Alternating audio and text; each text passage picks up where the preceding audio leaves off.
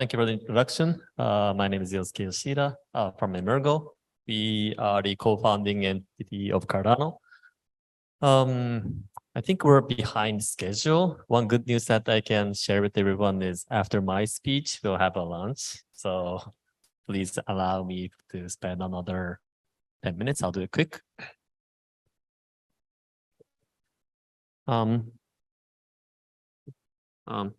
Okay, before directly going into the topic today, which is how blockchain is revolutionizing the business world, let me talk about myself and who we are.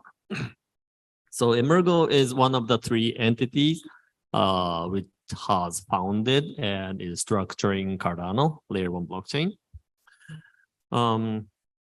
Okay, I'm supposed to share the screen, but let me just go on. I'm in charge and responsible for the Middle East and African market. How we are doing that? We've invested in 40 plus startups last year. We providing advisory. We also provide technical support to those companies who are interested to bring projects on Cardano. We have a lot of partner companies that work together with us. One of them are Cryptoverse. You might have heard about them. They are joint venture together at a company called Everest Ventures. We've established another joint venture called Emurgo Kepo Ventures. Could you go to the next slide, please? And I skipped this part, but we've invested 100 million investment vehicle to focus in the market. That's how we started to explore the market 2 years ago. Next one. These are the partners that I just mentioned. We have a lot more, but these are the kind of key partners that we have. You might have spoke at one of these. Daniel Labs, led by John Kamara, Powerloom project as well, CBBC, Greenhouse Capital. We have a lot of partners because we don't think that everything will happen directly by ourselves, only by ourselves. That's very difficult. So we have very capable partners to make things happen. Okay, I think I don't really have a lot of time, so let's just go. Can you, okay, just keep it that slide. It's fine. Yeah, thank you.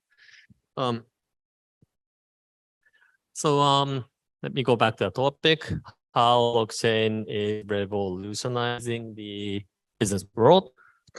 First of all, I think that it's very difficult. This question is very difficult. I mean, especially when we try to predict what the world will be like in 20 years, 30 years in the future.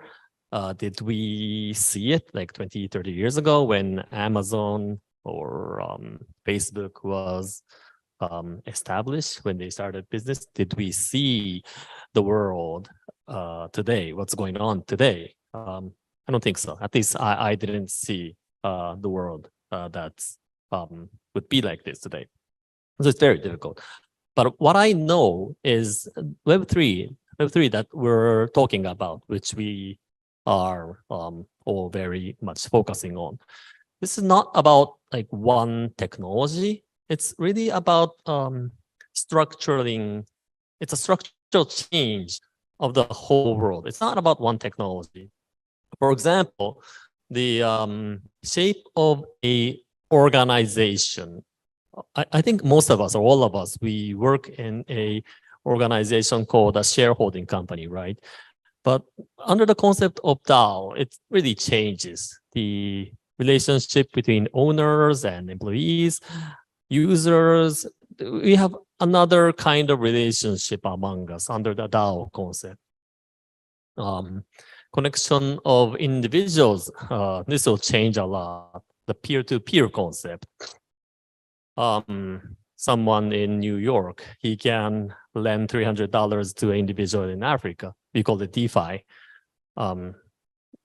This would not happen in the Web2 space. It's Web3, which we call DeFi.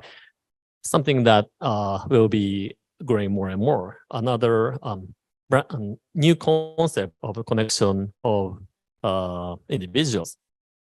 Um, Another example would be the role of fiat currency. I don't think that fiat currency would disappear in like next 20, 30 years. But I do think that the role or the expectation that we have on fiat currency would change. Like 100 years ago, before 100 years ago, dollar was pegged to gold, right? It's only 100 years ago.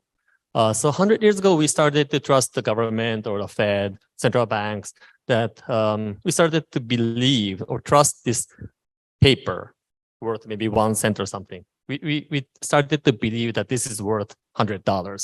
This is why. This is because we trust the government or the central bank.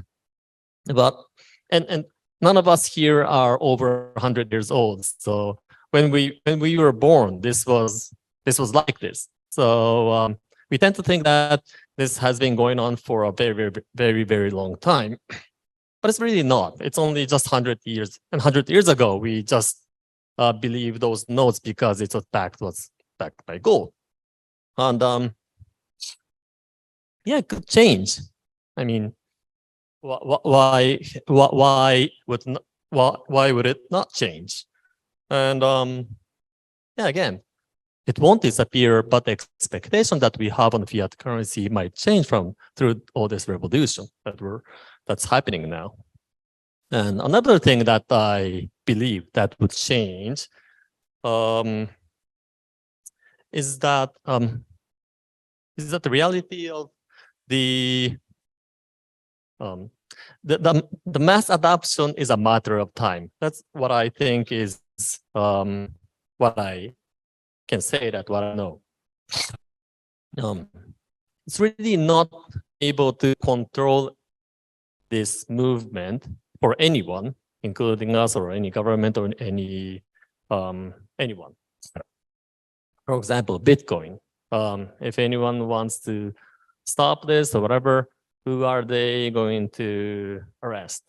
Not possible, right? In the crypto, okay, US SEC bans it. Okay, then China goes on. China maybe bans it in another way. Some country in Africa, they go on. It's really not, becoming not really possible to have control of the whole revolution or innovation that's going on now.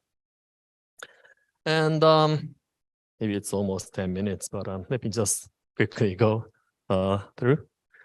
And last thing that I want to say, that this revolution or innovation, what I believe is that this is really going to happen here in Africa, not in New York, not in Tokyo, not in London. Here in Africa, this is going to happen. And Africa is going to lead this. Why? There are 3 reasons that I believe so. One is because of the potential of the continent. There's 1 billion youth, very aggressive, passionate entrepreneurs. As I mentioned, we made more than 40 plus investments this year. That's one. Another one would be from the regulation perspective. I also have a lot of friends in Japan as senators, governors, congressmen. I also have very close relationship with the head of digital money, like CBDC kind of discussion. But I really feel that it's going to take forever in Japan to make that kind of things to happen. Here, there's a lot of flexibility. A lot of countries is willing to lead this innovation. So that's another thing that I believe is happening here in Africa. Third, from the technology perspective, I can give a lot of examples but for example, stablecoin. In Japan, for example, stablecoin is a must, nice to have. You don't need it.